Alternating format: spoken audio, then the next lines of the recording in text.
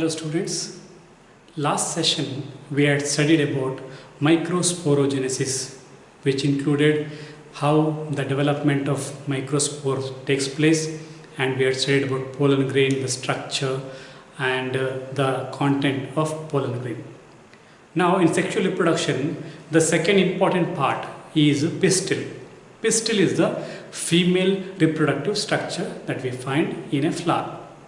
Now the flower can have one pistil, or flower can also have more than one pistil. So if the flower has got one pistil, then that particular flower will be called as monocarpellary.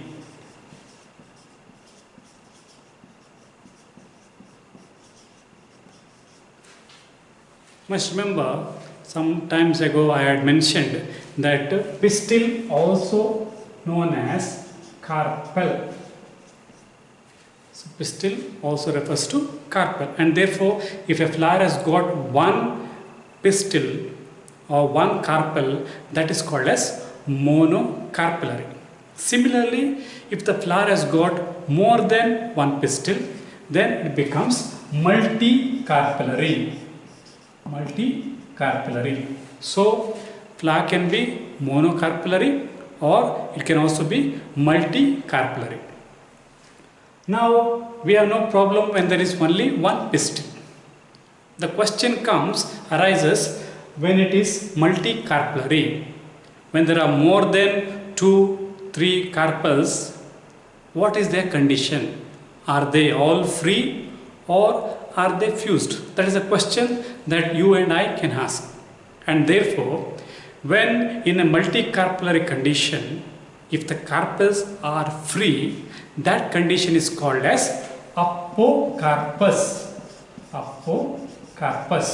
So here, apo refers to free. That means apocarpus means in that particular flower, all the carpels or all the pistils will be free. That means we can separate individually the pistil.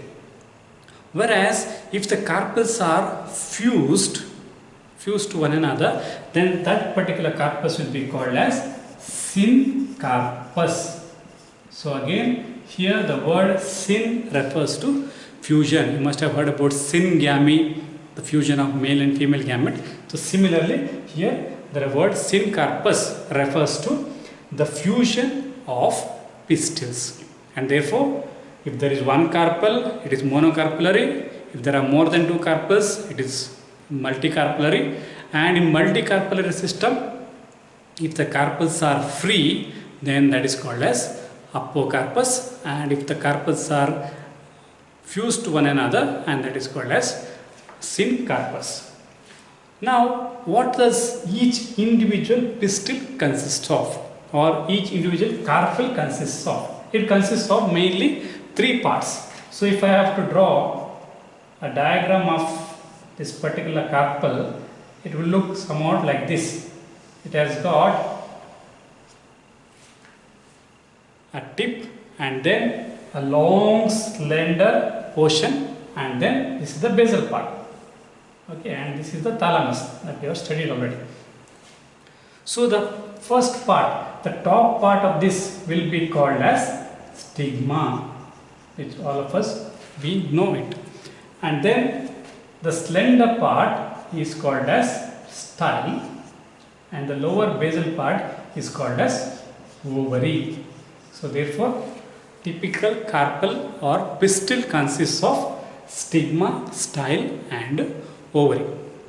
Now inside this ovary, there are cavity, ovarian cavity. This is called as the ovarian cavity, and this ovarian cavity is called as the locules. It is also called as locule, and the ovules are present in the locule. Now how are these ovules present inside the ovary? They are present on a tissue called as placenta. So this is the tissue. This tissue is present in the ovarian cavity, or also called as locule, and onto this placenta the ovules will be attached. And therefore, the attachment of this ovule onto the placenta is called as the placentation. And in the first PUC, we have already studied the different types of placenta or placentation based on the attachment of ovules. For example, we have studied about marginal placentation. That means the ovules are attached to one margin like this. Or we have studied about axial placentation at the corners, or free central or basal. So like this, based on the position of the ovules and where they are attached to, there are different types of placentation. So therefore, the female gametophyte, or it is also called as ovule, is present inside the ovary, and inside the ovary exactly in the locus or ovarian cavity in which placenta is present, and onto the placenta ovule is present. And therefore this ovule is also called as megasporangium. And therefore next we have to study what is this megasporangium and its structure. Let us now study about ovule, which is also called as megasporangium. Now this megasporangium, the structure looks like this. Now this is the basal part. This basal part will be attached to the placenta as we just studied. So this is the place where it gets attached to the placenta, that is the attachment tissue. Now the place where this particular ovule gets attached to, that is called as the funicle. So with the help of funicle, the ovule, the megasporangium, gets attached to placenta. Now this funicle will get attached to the ovule, and that part is called as the hilum. We have funicle, that is between the base of the ovule and placenta, and hilum is between the funicle and the actual ovule. So these are the two parts. Now this entire ovule is covered by two coverings, and they are called as the integuments. Integuments, and they are nothing but protective covers. So it is the outer integuments and inner integuments, and therefore there are two integuments. What is the function? It is to protect the inner content of the ovule. What is the inner content? We will come to know soon. So therefore it has got two integuments, and these integuments are covers the entire ovule except this place, and this place is called as the micropyle. So it has got micropyle, and this particular micropyle region is called as the micropylar pole or end. Anything you can be called as micropylar pole or micropylar end. And just opposite to this micropylar end, we have the top part, and this end is called as the chalosal end. We have chalosal pole, or we can also call it as end or region. So there are many names we can call it. Therefore, we have micropylar end and then chalosal end. These two ends together contain an important portion of the ovule, and that is called as the embryo sac.